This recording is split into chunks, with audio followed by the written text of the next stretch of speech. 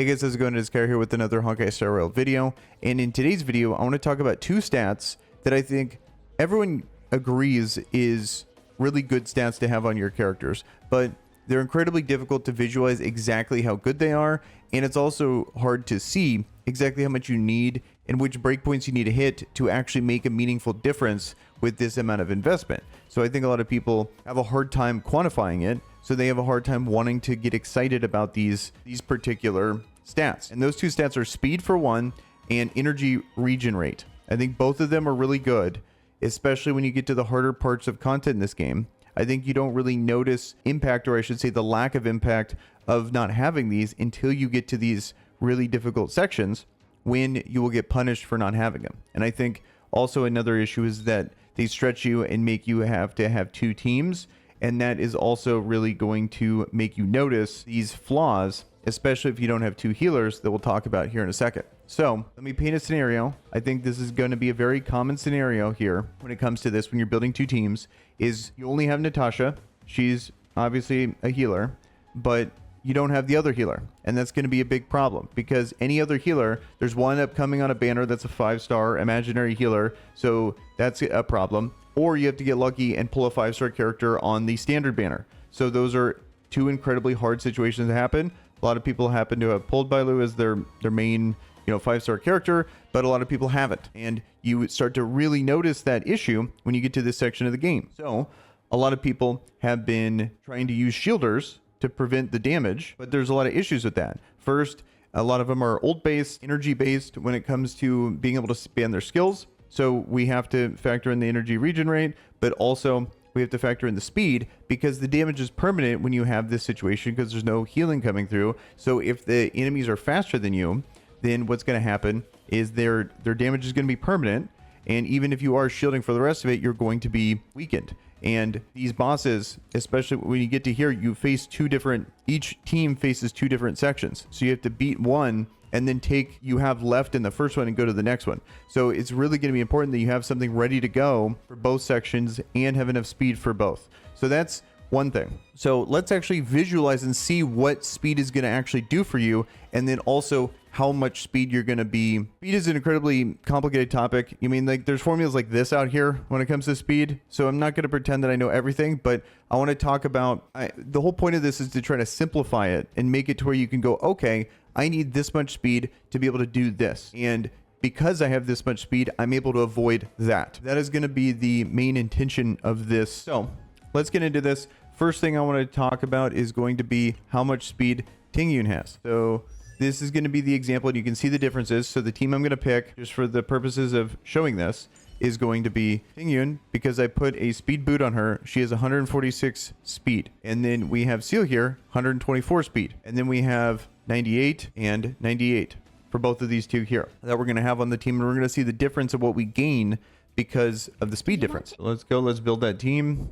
So Tingyun, Seal, Geopard, and Natasha, and then we just spam the rest of them in here. Well, one little thing I like to say, you can spam this. I mean, you have two battles here. You have 5 skill points, and then you're going to regen for the next team. So it doesn't hurt to just spam them based on your potential characters. So for example, I like to just double spam this. I get an ult on deck immediately, and then I switch to Geopard here, and then you can just shield up and then go. And so you can really get a good thing going here even without needing the speed requirements, but that's just something to really try to take advantage of before you get into this harder content. And then that applies to, that's very subjective based on each character. It's just a little small tip that I wanted to say, and that's going to prevent some of the issues of being too slow. But look at the left here. So at the left side, here's the action order. But notice one thing here is you can see the turn, there's 40 turns that we are supposed to have before the event ends if I don't beat it in that time. But notice how turn 39, Tingyun gets to go again. So that is the benefit of having this much speed. So Tingyun is able to go, and then within this cycle here, she's going to get to go again. That's the benefit of that, is we're on a clock here, and she's able to go twice to there once, and then be able to do more things within this time period, so we can actually get these guys out of here in time and not lose out on rewards. So that speed is going to indirectly give us more energy, more skill usage, more ultimates, more damage, all of those things. So speed is something not to be ignored, but I think without seeing it like that and understanding that, okay, I need speed boots, and then the second I put speed boots on, I immediately get this benefit, it's hard to understand it. Another thing would be look at these slower characters. So we have Geopard and Natasha here. Both of these two are slower than all these enemies. So if I didn't have that passive or use that skill point, I'm going to take a lot of damage here, because here would be like a typical thing to do. I'm going to go give that to Seal. Maybe I'll give her ult, for example. Like, let's say I want to do that, so she'll be able to pop off here. But if I'm not popping off here and completely killing most of them, then these enemies are gonna go first. So boss went first, that would have been damage. He gets to go. Now finally Geopard gets to go. And I think that's a problem with not having enough speed. That's the first thing here. So now that we understand the speed concept on why that's an issue, let's look at what's like an actionable amount of speed we need to be able to make meaningful differences or be able to plan this. Because if we just see this is still pretty subjective. We don't know how much speed we actually need to be able to go multiple times within one turn. So there's actually a super cool guide here by Grim. He's another YouTuber. I'll link his channel down in the description where I got this, but I really like this. It's a good visualization of exactly how much speed you need to be able to get bonus turns. So notice how I had 146 speed on Tingyun, so then I was able to go, and you can see on cycle 0 that if you have over 134 speed, then you will go twice. But what happens is down here, so green means you're going to go twice, but then notice how on turn 2 on cycle 1 here that I get 50%. I'm not going to go twice in this scenario. So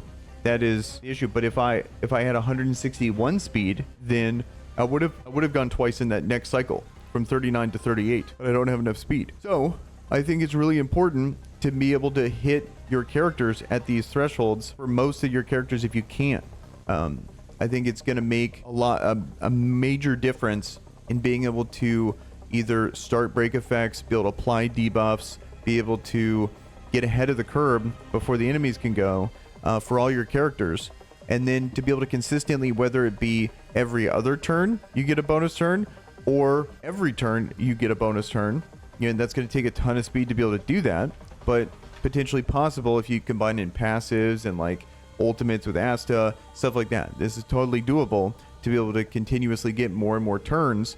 And yes, you might not do as much damage in that one move, but you'll be able to go multiple times.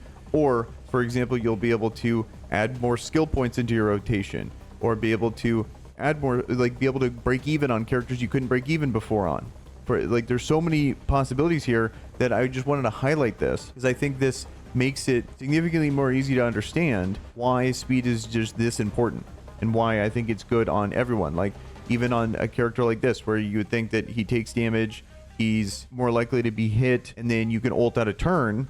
It's still more beneficial, in my opinion, to have speed boots. It's just speed boots are incredibly rare. That's one side of this. And then the next side is going to be energy regeneration. So let's back up here and back out of this. So energy regeneration, I think the first thing we need to see is this. Understanding exactly how much you can gain per action. So 20 energy for a basic attack, 30 energy for a skill, and then interesting thing, refunds 5 energy on an ultimate, and I'll talk about why I think that's going to be actually pretty important here in a moment. And then, you know, follow-up attacks. I don't use characters with follow-up attacks, but that's kind of nice that they are also gaining energy there. And then when you defeat an enemy, you're getting 10 energy. And then being hit by enemies' attacks regenerates X amount of energy. I wish I knew, like specifically, like if you had a dot or if you had an attack, whatever, how much you actually gain. I believe it's going to be based on, are they doing a basic skill or ultimate, and that's going to determine how much energy you're going to be gaining from that. But I don't know the specifics. And then also relics and light cones, which we'll talk about here in a moment, are going to improve the amount of energy you can gain. The reason why I bring this up is, well, also another thing you have to understand is certain characters have different regen requirements, like anywhere from like 90 on Natasha all the way, some of them have 140 you need. So that's another issue there. So I think the next thing we need to discuss is going to be the amount you can actually realistically gain. And then the thing I want to tie it in with is going to be a real world scenario where it's actually going to be really beneficial to be able to focus in on this. Because people are talking about energy regen, and I'm like, okay, that sounds good, but just how good is it? So let's think of a scenario where it can be really good. So we have Natasha. She's a character. Ultimate's a really big deal to be able to heal the entire team, because how damage normally comes in this game, it's like a big wave of it, and you want to heal it all up. So she has a low, like one of the lowest, if not the lowest, or like tied with the lowest amount of energy required to be able to make her ultimate happen, which is really good. Here's her, I believe a lot of people got this because this was on the weapon banner, but this is still gotcha. But she has the ability to gain energy from her weapon here. So that's 8%. And then everyone on relics can get it on this piece here. This is really rare, but energy regen rate is possible. It goes up to like 19.6 or 19.4% is like the max you can get it. I don't have the resources to be able to max it out. We can still use that as a starting point to understand just how impactful this could be when you combine all this. Especially if you have like ascensions on the piece of gear with even more break effect. But let's say we take that 8% plus a maxed out energy regen. That's going to be 27% increase on her energy. And then if she does a skill, like let's say she does a heal, that's going to be 38% energy.